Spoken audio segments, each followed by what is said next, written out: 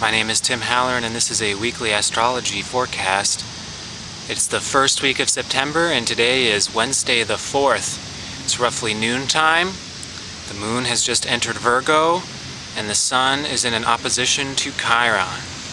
And to my friends and family out there who may be sensitive to the sounds of the spheres, we may be wanting to take in some deep breaths because the energy sure is heavy right now. And we've got some weeks ahead of us, some truly character-building, heart-opening, world-shaping weeks.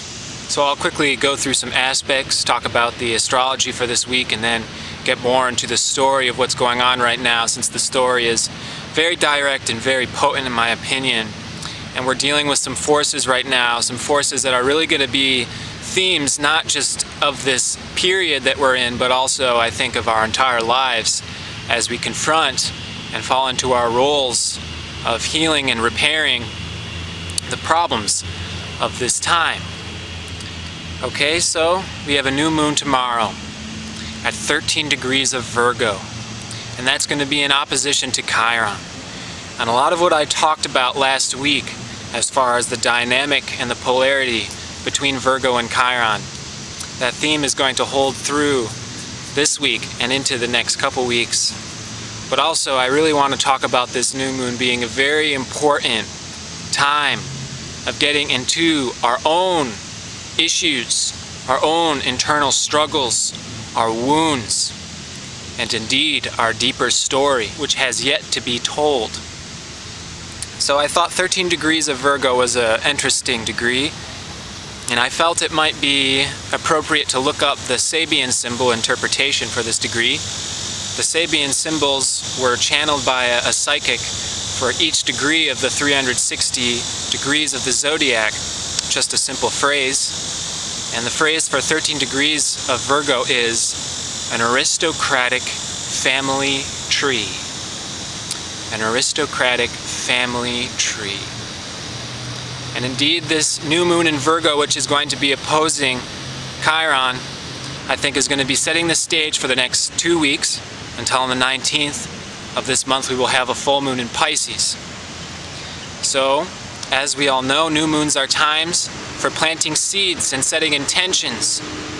And I think the intention that we're really setting during this period is we're diving deeper into ourselves. We're diving deeper into our own history. We're finding our own long buried and forgotten wounds, and we are bringing them up to the surface into our conscious awareness for analysis and processing, so that we can get more deeper in tuned with our true selves, which is extremely necessary that we do that during this time, because as we get into our deeper personal story, we will find and discover its inherent interconnectivity with the whole story of the world. So let me quickly go through the long-term aspects that are pretty fierce right now. And the reason I say fierce is because a lot of the planets that are strongly aspected in doing a lot of the storytelling are considered the great malefics of astrology. I'm talking about Mars, Saturn, Pluto, and Lilith and Chiron. Right now it's especially a Lilith, Chiron, and Pluto conversation taking place, which is very interesting because we're talking about the wounds within ourselves, which are inherently connected to the wounds of the world. They aren't so separate after all, and that's what we're starting to realize right now. So we have Lilith in perfect opposition to Pluto right now, and it's forming a tight T-square between Uranus and Pluto. This Lilith is pissed off. She is mad.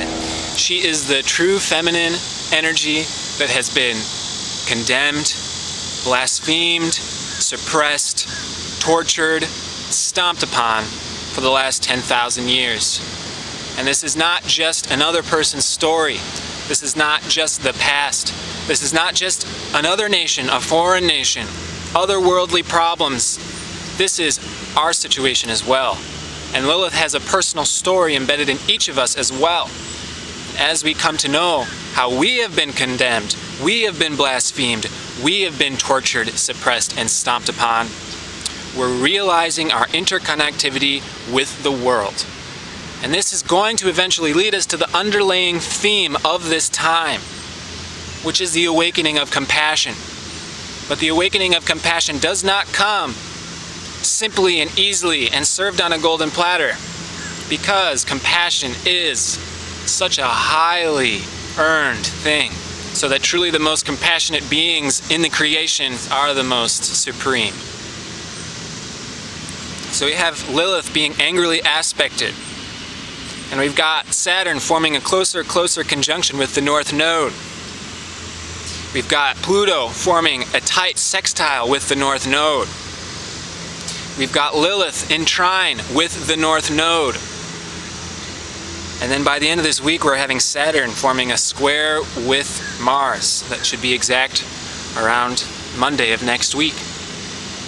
All these aspects to the North Node is why we're feeling so intense and why we're feeling so much pressure right now.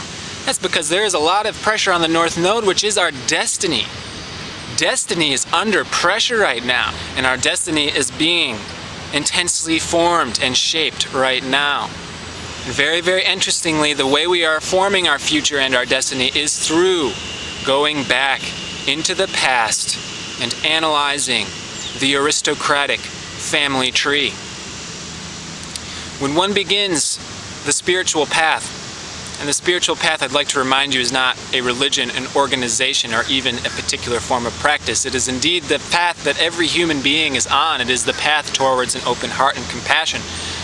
On the spiritual path, there are different phases that we move through.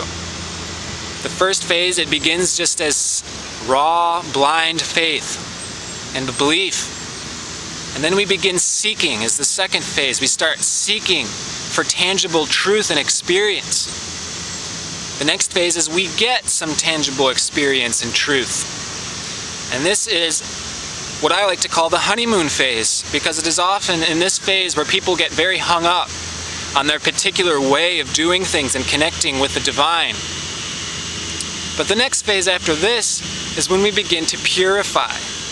And this is the phase where we start moving from the pure, loving, unconditional goodness of the honeymoon phase into the darkness of ourselves, the darkness of our own history, of our past, of this world. Indeed, if you are someone who is working to open their eyes and truly see, you're going to have to confront and see the darkness of this world, which is plainly tangible and there to see. And as we go deeper into ourselves and deeper into our past, we discover wounds buried in early childhood, wounds tied with our family and our friends that go very, very deep. And it becomes inevitable as we begin this journey of seeking and spiritual unveiling that our journey is inherently tied to others. We are tied to our family. We are tied to our close associations. And indeed, those who have had great burdens that are our family members and associates in the past, those burdens have become our own as well. As we become interconnected and we realize that we can't run away and escape from the situations that we are indeed born into. So we're learning about the depth of our own history. And we're learning about the depth of our own history being tied to the collective history. And what is the point of this? Is we are awakening compassion. Because in the past, we have been on both sides of the fence.